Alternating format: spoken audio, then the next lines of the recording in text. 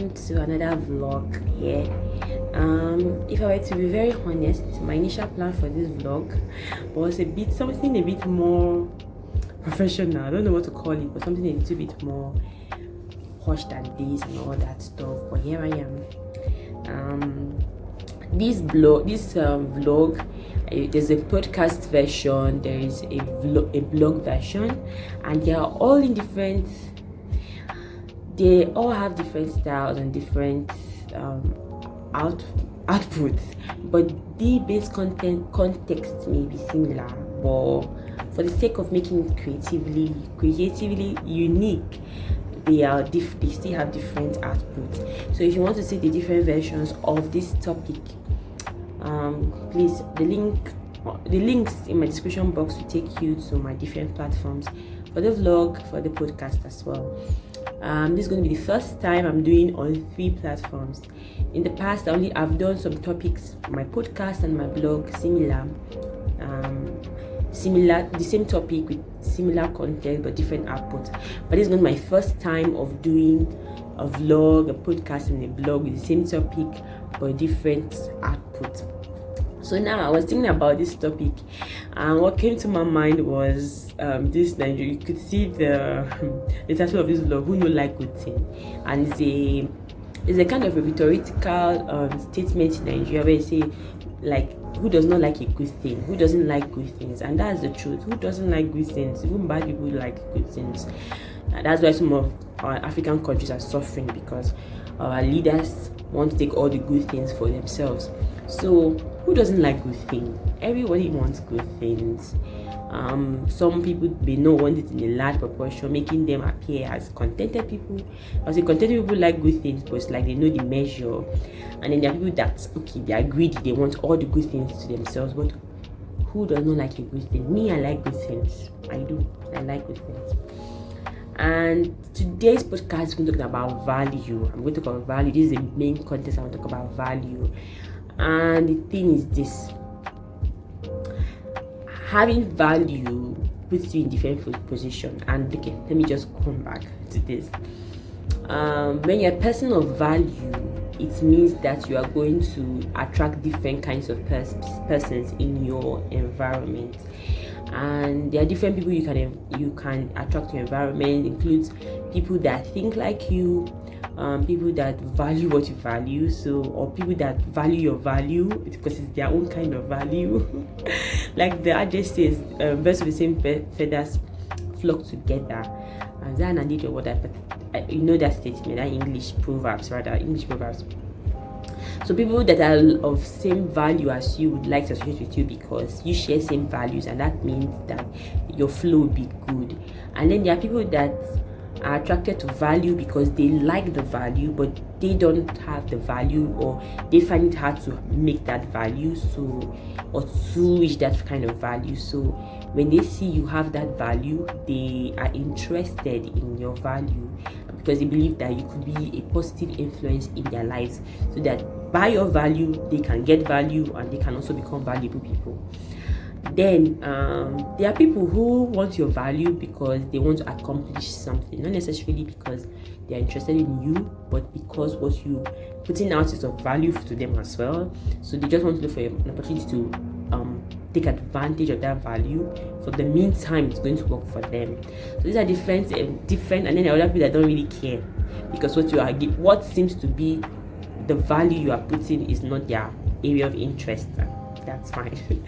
So when you're a person of value, it means you're going to attract different kind of people in your sphere, in your life, in your environment. Now your response to this, there are 3 responses to these different kinds of people, this different kind of situation. One is to become proud about it, feel conceited, feel like you're on top of the world, and then treat people poorly because, okay, you realize you have something of value which people want, and it makes you feel like you're on top of the world. You are like the sun and the moon, you're the stars and all that stuff. And then 2, some people think that, I don't want to be proud, so okay, I allow every kind of person in my sphere. You open yourself to just any kind of people. You open yourself to everyone because you don't want to be termed as proud. towards inviting people that actually diminish your value, inviting people that will ruin your value, inviting people that will not appreciate your value and crumble it down. So this is also not a fully this is not also this what this is not a wise approach to this.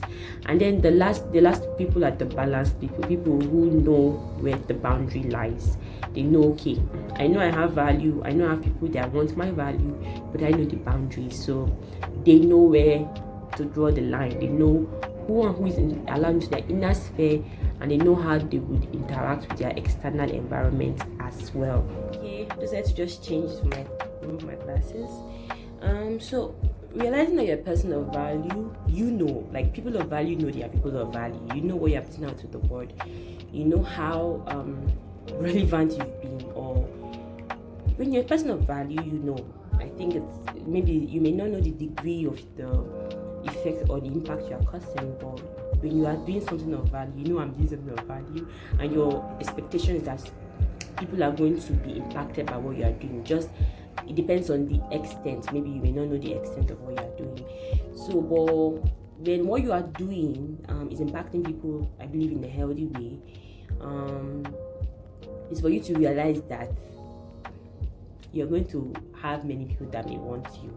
And like I already mentioned, there are different classes of people that may want you. So it's for you to then have the wisdom, or apply the wisdom on knowing who are allowed, and the length of which you may want to interact with people. But with the presence of social media, people can actually interact with a large number of people without really going personal. So in the Bible, in Proverbs chapter 19 verse 4, it says wealth has many friends.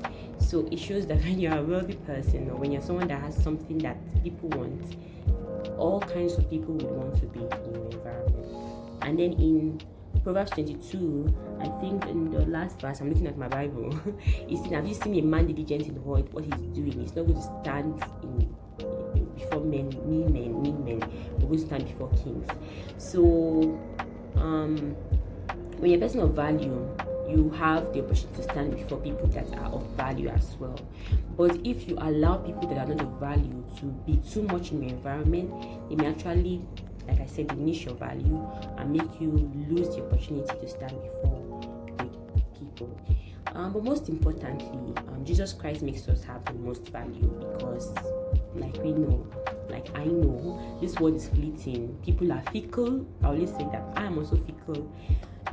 We just keep on depending on the Lord to help us to live the life He wants us to live by the power of the Holy Spirit. But you can't depend on something or on someone to give you that value. So Jesus Christ is the reason why I have value, and because Jesus Christ is the reason I have value, I'll be able to also give value to other people. So at the point where I may feel tired or stressed or worn out, I can always go back to God to refill my tank, and I feel okay, yes, blessed to give out. So everyone can be a person. We can all be people of value if you choose to. Being a person of value involves hard work, intentionality, and giving yourself a chance to be a person of value. So it's not reserved for just some people. Everyone can be a person of value, but along the line, if we make that our only goal, interacting with people, if all we want to ever do in life is to impact people regardless of the means, we can actually go as far as stealing other people's work just in the name you want to give value. But just be original in whatever God has given you to do. Be original and be intentional, and yes, you'll be able to do that. So I hope this vlog blessed you. This vlog is actually short, but if you want to hear extended versions of this vlog, go to my podcast, go to the blog, and certainly I'm going to talk about it more. This is just a vlog to make it look more physical, more real, like I'm talking about it, and also to keep this YouTube channel at least alive, because it's been a while I posted. So without much said, thank you for being here, and until next time when I share the topics that I have, stay safe and God bless. Bye.